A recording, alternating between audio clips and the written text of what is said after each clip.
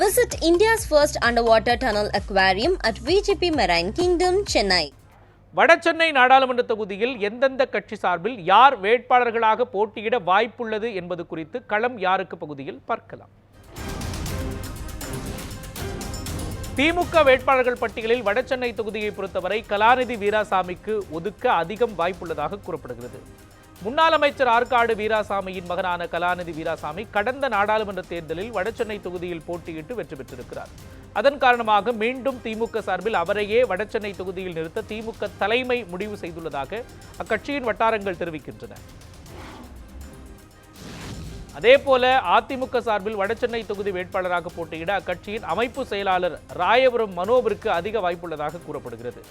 காங்கிரஸ் கட்சியில் அகில இந்திய அளவில் பொறுப்புகளை வகித்துள்ள ராயபுரம் மனோ பின்னர் அக்கட்சியிலிருந்து விலகி அதிமுகவில் இணைந்தார். வடசென்னை பகுதியில் இளைஞர்களுக்கு தன்னம்பிக்கையை வளர்க்கும் மையம் ஒன்றை இலவசமாக நடத்தி வரும் ராயபுரம் மனோவிற்கு அப்பகுதி மக்களிடையே நல்ல செல்வாக்கு இருப்பதாகவும் அதிமுக வட்டாரங்கள் தெரிவிக்கின்றன.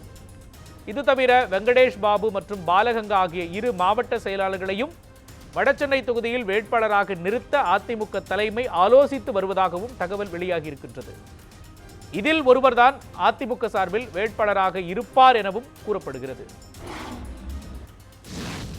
பாஜக வேட்பாளர்கள் பற்றிய தகவல்கள் இன்னும் முழுமையாக வெளியாகாத நிலையில் வடசென்னை நாடாளுமன்ற தொகுதியை பொறுத்தவரை அங்கு தேர்தல் பொறுப்பாளராக நியமிக்கப்பட்டுள்ள பால் கனகராஜுக்கு வடசென்னை தொகுதி வேட்பாளராகும் வாய்ப்பு பிரகாசமாக இருப்பதாக கூறப்படுகிறது.